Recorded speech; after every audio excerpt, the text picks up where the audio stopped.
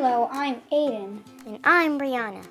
We believe that civics is important to learn, especially as kids. That's right, the government is complicated and our leaders change all the time. As kids, we hope this video can help you remember the leaders in the 3 levels of government. Let's pretend that our country, the United States of America, is just your elementary school. The leader of your school is the principal. The leader of our country is the president. This is the federal level.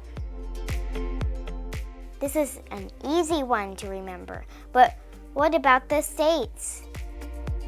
All of our country's 50 states have a leader too. That person is the governor. Each state, like each classroom in a school, is unique and different. And your teacher is the leader, like the governor of a state. Do you know the 3rd level of government? We, the people, local students, parents, friends, everyone. We can imagine that your group tables in most classrooms is like the city council in your town.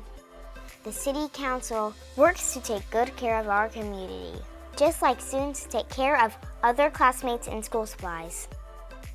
If you have more questions about the government and how it works, just ask your parent or guardian or any of your teachers at school.